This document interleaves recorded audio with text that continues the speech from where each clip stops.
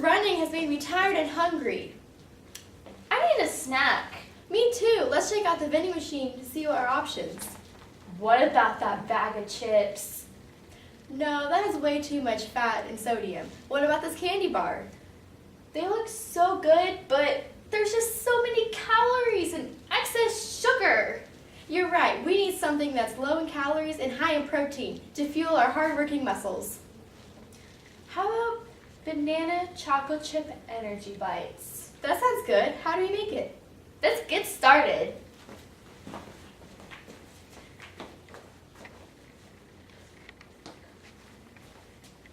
So, the first ingredient is we're going to be able to mash a banana.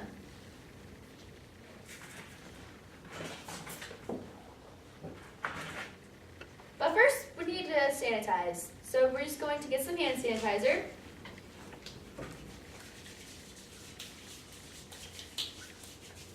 Alright, to get started, we'll be needing 1 banana mashed. This plays an important role of our energy bites because it contains lots of calcium and it is rich in potassium.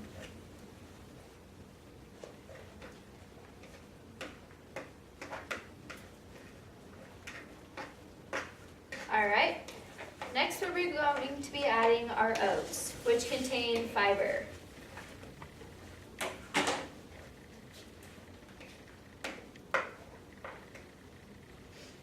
Then we'll be adding some flaxseed for added omega-3s.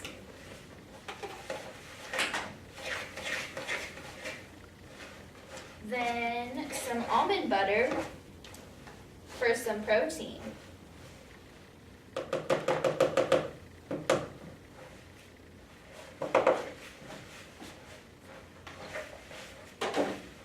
Then for some added sweetness, which is enjoyed by all, we'll be adding some maple syrup.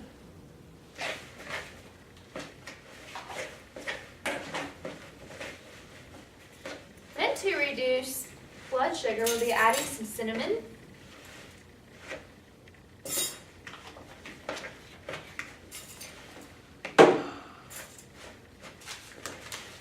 Then some chia seeds for some more omega-3s.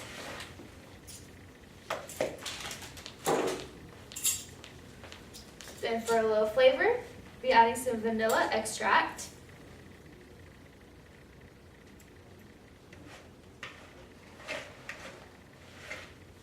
Then finally, for some antioxidants, some chocolate chips.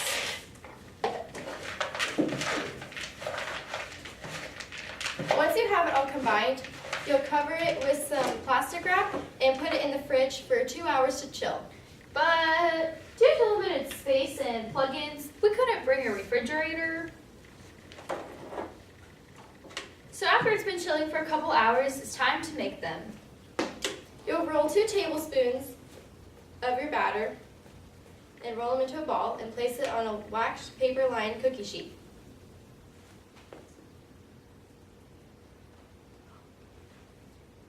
They don't have to be perfect since you're eating them for yourself. After that, we'll pop them in the freezer, let them chill for a couple of hours, and then here is your finished product. Woo!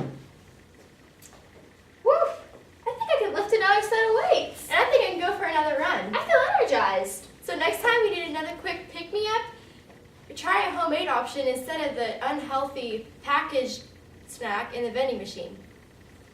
Are there any questions? Where did you find the idea of making chocolate chip banana energy bites? We found this idea because it is a healthy alternative to a snack in the vending machine. It contains low calories and it contains healthy fats and qualities that help reduce your blood sugar, and there's added fiber, protein, and omega-3s. I can see that your eye fell off. Any other questions? Good job.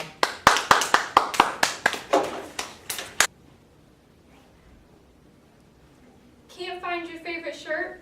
Never seem to keep your room organized? Does your mother refer to your room as a dump? Hi, my name is Grace Fonsdale, and I'm from the Boldly Go 4-H Club. This is my 8th year in 4-H and my 2nd year in the Home Environment Project. And today, I'm going to show you how you can change your room with these 10 tips for organizing your bedroom and saving money while you do it. A clean room is a happy room. Organizing your room can relieve stress and be very relaxing. It's easy to get lazy in a messy room where it's harder to find things, whereas in an organized room, it's easier to be productive and achieve your goals. So let's get started.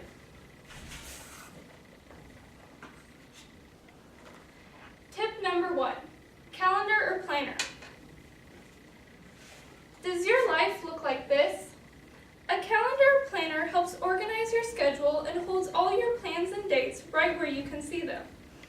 This is very helpful if you're a busy person. Calendars can be expensive, but if you can wait till the new year, you can usually find them marked down. Bulletin board. Bulletin boards are nice to have for putting up pictures and reminders. You can also use a magnetic board or a pegboard. A pegboard is a fun way to hang clipboards, calendars, baskets, and even decorations. To help save money on this purchase, try shopping at a secondhand store. Bookshelves. Bookshelves are always useful. Not only can you use them to hold books, but also everyday supplies and hobbies. And if you want to organize your bookshelf, you can put boxes or baskets on it to hold your stuff in.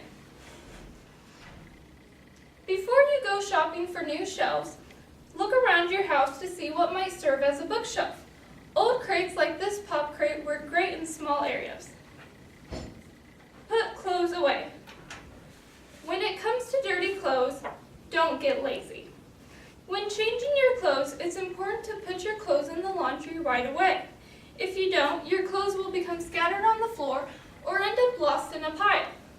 One way to keep that from happening is by having a hamper. Inexpensive hampers are easy to find and can double as extra storage if needed. Desk or table by door. Most of us come home loaded down with something, whether it's homework, keys, wallet, or maybe you picked up the mail. We need a place to put all this stuff. It's nice to have a desk or table by your bedroom door to set it down at when you come home. Or sometimes if you have to grab something real quick before you leave, it's right there by the door. When looking for a desk or small table, try shopping at garage sales to save money. Sometimes it just needs a little cleaning or paint. Hooks. Hooks are always great for organizing. You can hang bags, scarves, backpacks, and jewelry. You can also put hooks about anywhere. You can use them in your school area for school supplies or in your closet for accessories and jewelry. You can use them for anything you want. I made this doorknob hanger by shopping the clearance rack for knobs and putting it together myself. Make bed. There are good habits and there are bad habits. It's always important to make your bed as soon as you get up. If you don't, it doesn't matter how messy your room is, if you make your bed, it will always look nicer. And there's no cost to this tip. Charging station. Don't end up in a tangled web. A charging station will keep your cords and chargers organized. You can buy a decorative box or simply use a shoebox. All you have to do is cut holes in the front, one in the back, or on the side. Then put a power strip or extension cord inside. Now you can hook it up to the outlet. Then you can plug in your devices, alarm clock, or whatever you want. Besides saving money, you can decorate it to match your room decor. Dividers. It's always frustrating when you open a desk or dresser drawer and you can't find what you're looking for. Dividers are great for organizing your drawer and helping you find what you need. You can purchase pre-made dividers like this one fairly cheap or create your own using boxes and duct tape. Cheese boxes are great for organizing drawers.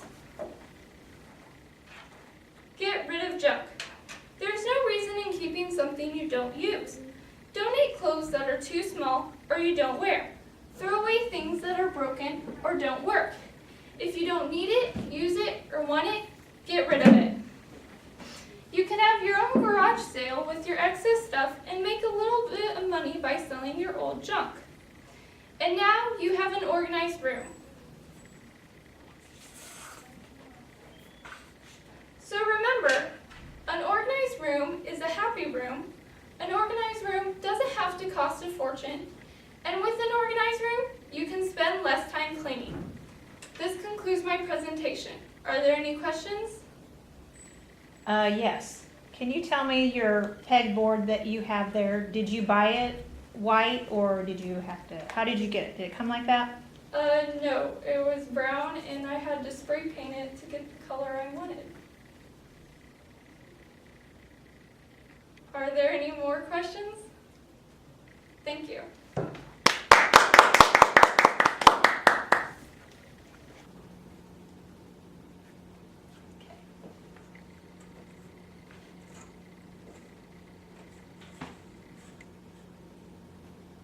Soft fabric, warm fabric, buy it by the yard. Happy fabric, pretty fabric, here's my credit card. Good evening, my name is Leah Hennis and I am addicted to fabric. I could walk through any fabric stores for hours on end, and in fact, I have.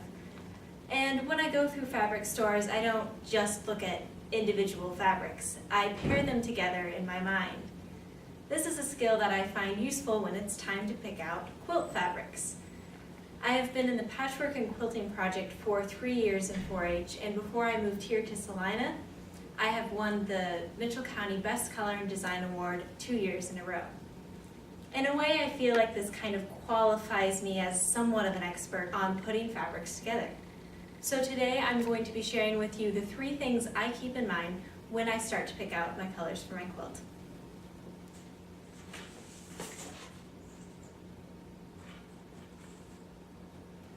The first thing to think about when you're picking out colors for your quilt is where your quilt will be, what other decor is in the room around it. Say you're making a quilt for a baby and the room is going to be shades of greens and blues and pinks, but then you wouldn't necessarily want to make the quilt a bright red and blue and colors that would contrast with the room. I had to think of this when I made my first quilt, a table runner, 5 years ago. I wanted to be able to use it for my birthday dinners, so it obviously had to have my favorite color, pink, in it. But I also had to think that my birthday is a week before Christmas, and by that time the Christmas tree is up and the stockings are hung by the chimney with care. So I chose softer reds and greens to not only complement the pink, but to also stay true to the Christmas colors that we decorate our house in. Another point to keep in mind when you're picking out your quilt colors is the size of the quilt. And while this can sound like a cost factor, it can also be a color and design factor as well. Yes, of course, you want to get as much fabric as possible for as little as possible. And so when you look for fabric, try looking in the clearance sections. There can be some great fabrics in there, but you also have to think about how many fabrics you want to go into your quilt. I had to think about this last year when I made my biggest quilt to date. If I would have used the same amount of fabrics as, say, my table runner, it would have looked like I didn't care about finding the right fabrics, that I went into the store, picked out the first 5 or 6 that I really liked, and didn't want to find any others. The final point to think of when you're finding your fabrics is matching the colors. And now this may sound like a given when you're talking about quilt colors, but can actually be fairly difficult. My second year quilt, I had received a gift card to a quilt shop, and like any good little 4-H girl, I had to get as much fabric as possible for my $25 limit. And after 2 hours in the fabric store, I decided on a layer cake. Now layer cakes usually have 30 to 35 fabrics in them, and they're cut in 10 to 12-inch squares. And so I got my fabric home, I was cutting it out in all the squares, ready to sew the quilt together, and I realized I needed 5 more fabrics. So I had to go back to the fabric stores and find ones that would work well with the fabrics that I already had. And this wasn't exactly easy. Of course, when I got to the judge's table that summer for the fair and recounted my plight, the judge said she never would have noticed.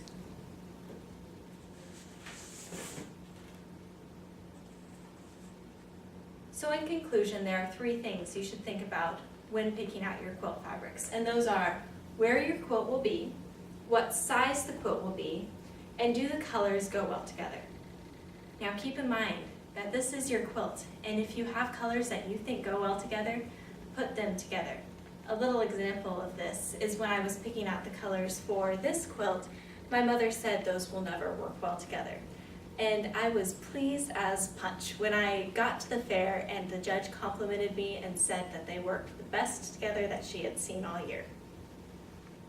So, are there any questions? So is quilting a expensive hobby, or could you give us some examples of how much some of this might cost us to do? The question has been asked, is quilting an expensive hobby, and if I can give some examples of how much it would cost. The fabric alone can cost anywhere from $30 if you're using fabric that you already had to $100 depending on the size of the quilt, where you get the fabric. Also, you have to keep in mind if you are going to be quilting the quilt yourself or having somebody quilt it. I have a lady that quilts for me, and usually she charges between $30 to $50 depending on the size of the quilt. Thank you. Where do you get most of your fabric? Do you have it at home? Do you go to a specific type of store? The question has been asked, where do I get most of my fabric? Usually, when I lived back in Beloit, I would go to a little place in Downs where they had the fabrics that I liked, but unfortunately the store closed. So usually I will go to quilt shops now instead of going to chain stores like Joann's, because even though the fabric may be more expensive, I know it will be a better quality. All right, thank you.